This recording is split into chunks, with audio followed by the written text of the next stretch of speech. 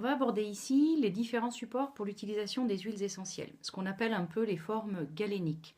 C'est comment on va utiliser les huiles, comment on va les diluer, sur quel type de support. On peut déjà se servir, on le sait, des huiles essentielles pures, en sublingual, sur ou sous la langue, en cutané ou en diffusion aérienne. On va pouvoir également diluer nos huiles essentielles dans des huiles végétales. Donc, ce qui est intéressant avec les huiles végétales, c'est qu'elles vont aussi apporter leurs vertus thérapeutiques. Elles vont optimiser finalement leurs effets avec celui des huiles essentielles. Et elles vont surtout nous permettre de les diluer, parce que les huiles se diluent dans un corps gras. Donc, c'est très adapté. Ce qui va nous permettre aussi de pouvoir utiliser les huiles essentielles sur des zones, sur des toutes petites zones ou sur tout le corps, par exemple, si on fait un massage. Et là, on utilisera une dilution qui va de 1 à 50% d'huile essentielle dans une huile végétale. On a aussi le dispersant. Alors, le dispersant, c'est ce qui va nous permettre d'utiliser les huiles essentielles dans de l'eau, que ce soit un hydrolat pour le visage par exemple, ou que ce soit le bain, ou que ce soit une tisane, une infusion, une lotion pour le corps. Donc voilà, vraiment, c'est un point très important qui va nous permettre d'utiliser notamment les huiles essentielles qui sont un peu irritantes de manière sécuritaire et surtout de pouvoir boire nos huiles tranquillement. Donc là, on ira sur une dilution qui va de 2,5% pour les huiles essentielles qui sont agressives ou très irritantes en fait, jusqu'à 10% pour les huiles essentielles plus douces. Alors aujourd'hui sur le marché, il existe plusieurs dispersants. On a du disper, du solubol, du labrafil, de l'huile de ricin hydrosoluble, mais on a beaucoup de choses aussi à la maison dont on peut se servir et qui seront très efficaces pour diluer nos huiles essentielles. Je pense au lait, le lait entier, le lait demi-écrémé, du lait en poudre. On peut se servir de shampoing, de gel douche dans notre bain par exemple. On peut se servir de gros sel aussi. On va verser quelques gouttes d'huile essentielle en fait sur du gros sel. On attend que ça s'imprègne et là à ce moment-là on peut mettre notre gros sel dans le bain. C'est très efficace aussi le gros sel pour un gargarisme ou pour un bain de pied. On peut se servir de sel d'Epsom, enfin voilà, de tous les sels de bain finalement possibles. Donc le dispersant, c'est vraiment la condition obligatoire en fait pour se servir des huiles essentielles dans l'eau, à utiliser dans l'eau.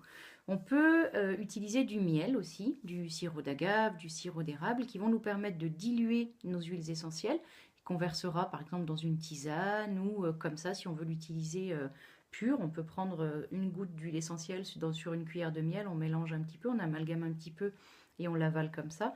Donc évidemment on le prend en dehors des repas pour pas entraver la digestion, donc avant ou après.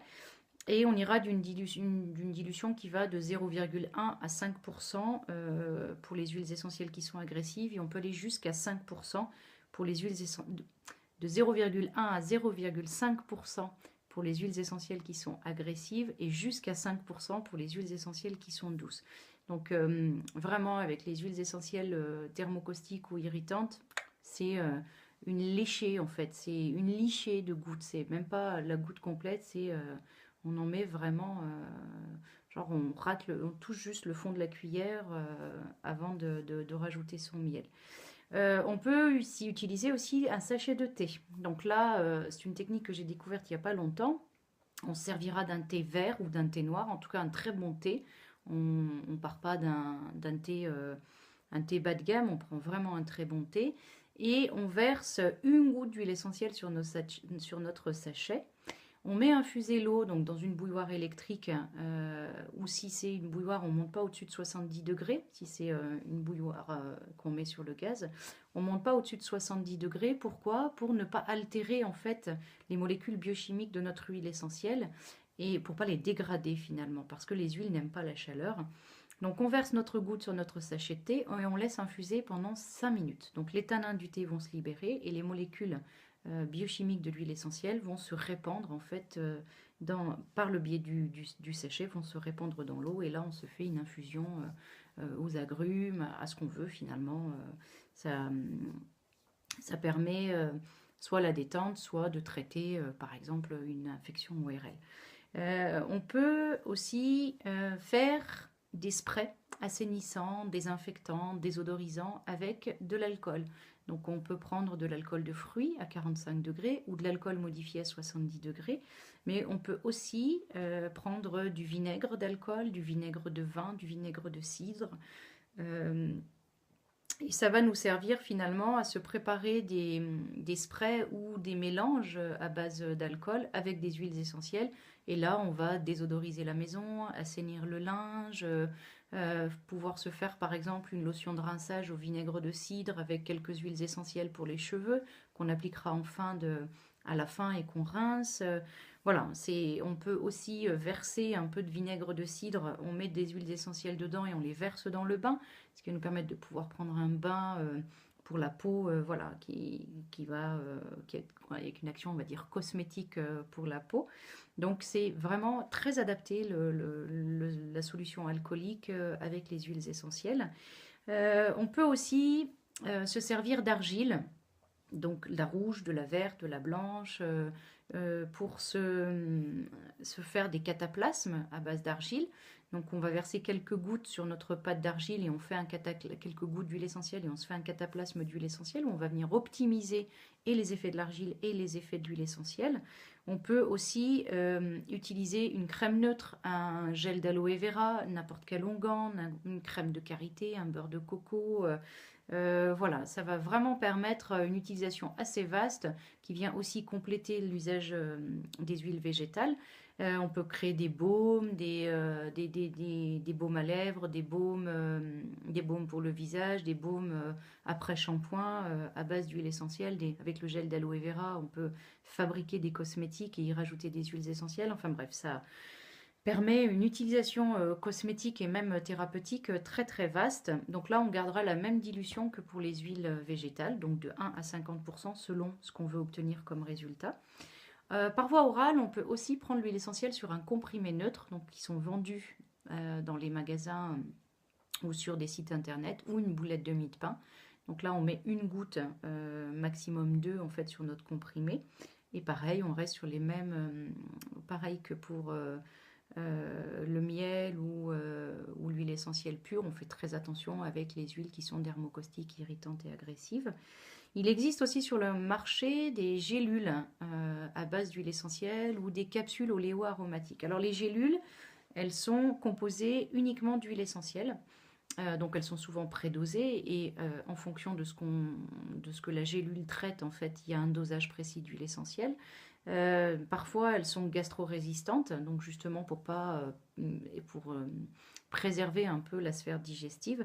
Et dans les capsules oléo-aromatiques, on a un mélange d'huile essentielle et d'huile végétale, donc ce qui est un petit peu plus doux pour la sphère digestive. Et alors souvent, les gélules sont dosées entre 50 et 125 mg d'huile essentielle et les capsules oléo-aromatiques, elles contiennent souvent 50 mg d'huile essentielle. Ceci dit, ça dépend vraiment de la gélule et de l'huile essentielle qui est à l'intérieur. Donc on peut aussi acheter des gélules vides et fabriquer soi-même ses propres gélules à base d'huile essentielle. Ceci dit, ça oblige, enfin vraiment c'est ce mot-là que j'utilise, à avoir une hygiène stricte et irréprochable et surtout à maîtriser totalement les huiles essentielles, à bien les connaître de manière à ne pas faire d'erreur dans les manipulations et dans les dosages. Une hygiène stricte aussi parce que c'est quelque chose que vous allez ingérer. Qui va passer en interne, donc vraiment voilà, c'est quelque chose que vous pouvez faire, je ne le recommande pas. Il existe voilà, suffisamment d'autres manières d'utiliser les huiles avant d'aller voilà, fabriquer ces gélules.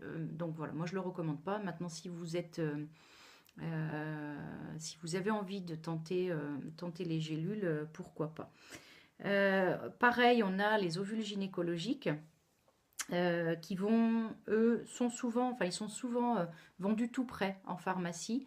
On peut aussi les faire préparer par le pharmacien avec des dosages bien précis parce que en pharmacie, ils ont déjà les excipients, le Supposir, le Vitepsol. Donc voilà, ils font leur mélange, ils savent exactement les dosages, c'est très très précis.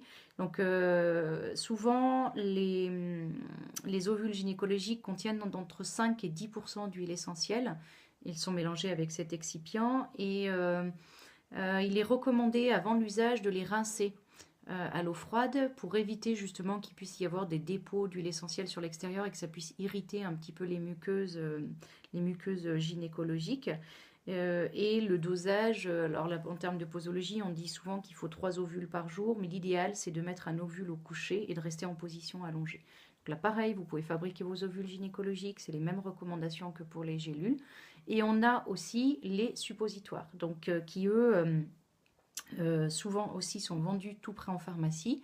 Ils ont un dosage qui va de 50 mg pour les nourrissons jusqu'à 300 mg à peu près pour les adultes, ça varie. Et donc c'est pareil, c'est des huiles essentielles dans un excipient et c'est la forme qui change. Et là on l'utilisera sur la sphère rectale, mais c'est très adapté aussi. Il faut penser à rincer son suppositoire et à l'insérer pas du côté de la pointe, mais du côté plat du suppositoire en fait. Donc en fonction de la pathologie, en fonction de la visée thérapeutique, le suppositoire sera très adapté pour les enfants par exemple. Voilà, donc on reste sur les mêmes recommandations que pour l'ovule et que pour les gélules si vous souhaitez en utiliser. Donc vous pouvez les faire préparer par le pharmacien ou les fabriquer vous-même si vous vous en sentez capable. Donc voilà pour les différents supports qui nous permettent d'utiliser les huiles essentielles ou ce qu'on appelle les formes galéniques. Donc vous pouvez naviguer d'un support à un autre, d'une utilisation à une autre, surtout en fonction du terrain de la personne, en fonction de ce que vous souhaitez obtenir comme visée thérapeutique, et puis surtout en fonction de ce que vous avez sous la main pour garder quand même une utilisation souple et confortable en fait des huiles essentielles.